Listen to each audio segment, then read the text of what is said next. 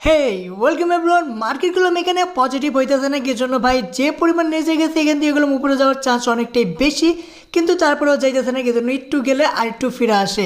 তো market condition এখন তো ভাই কিচ্ছু বলা যাইতেছে না, মানে আপ ডাউনের মধ্যে আছে, ছোট্ট একটা সার্কেলের ভিতরেই আপ ডাউন করতেছে, কিন্তু এখানে ব্রেকআউট করতে হবে, নাহলে তো ভাই অল সিজন ভাই মারা গেছে। ঠিক আছে, তো এখানে আমাদের দেখতে হবে চার্ট। তো সর্বপ্রথম আমার বিটিসির চার্ট দিয়ে দেখি, এখানে গেলাম 1,11,000 মধ্যে ট্রেড করতেছে, মানে আসলে 10-এর মধ্যে আসে আবার 11-এর মধ্যে যায়। তো এরকম জায়গায় ট্রেড হইতেছে। তো এখানে যে ব্রেকের পয়েন্টটা দেখতেছে, এই যে পয়েন্টটা, এটার নিচে আসলে গেলাম কোনো কথাই নেই, কি জন্য মার্কেট আরও খারাপ হয়ে যাব।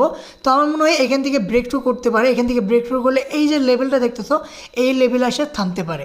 মানে এই লেভেলে যদি থামে তাহলে অল কয়েনগুলো যে বুস্টটা পাবে, সেখানে যে লেভেলটা ছিল সেখান থেকে নিচে নামছে 2-1 দিন আগে, তো সেই পয়েন্টে আবার অল কয়েনগুলো যেতে পারে। ঠিক আছে, আর যদি এখান থেকে বিটিসি নিচে আসে তাহলে ভাই অল সিজন ভাই তো আসবোই না, কিন্তু আর কয়েনগুলোর বাস হয়ে যাবো। ঠিক আছে, আর যদি আমরা ইথিরিয়াম দিকে, ইথিরিয়াম মোটামুটি ভালো পজিশনেই আছে, 4,000-এর মধ্যে আছে, খুবই ভালো পজিশন। এখান থেকে নিচে আসলেও তুমি দেখতে পারবে এই পজিশন তুলে আসতে পারে, তারপরে আবার অবশ্যই ফল ব্যাক করবে। ঠিক আছে, কিন্তু যদি এখান থেকে উপরে যায় তাহলে সবচেয়ে ভালো, কি জন্য যে কয়েনগুলো নিচে চলে গেছে সেগুলো উপরে ওঠার একটা চান্স পেয়ে যাবো।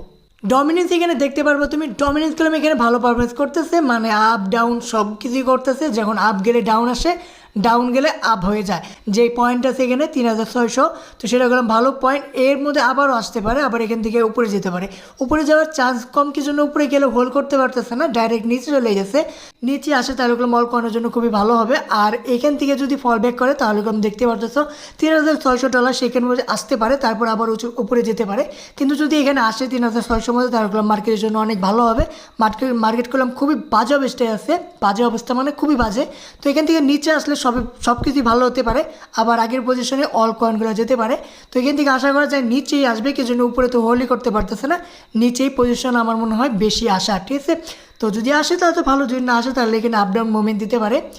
আর এখন তো শিওর দিয়ে কিছু বলা যাইতেছে না, কি জন্য এই মাসটা গেলে হয়তো ভালোভাবে কিছু বলা যাবে। এই মাসটা ভাই ফোমোতেই কাটাই দেও, এই জন্য মার্কেট আপ হবে না নেগেটিভ হবে সেটা ভাই বলা যায় না। ঠিক আছে, তো আশা করি বুঝতে পারছি। দেখা হবে পরের ভিডিওতে, বাই।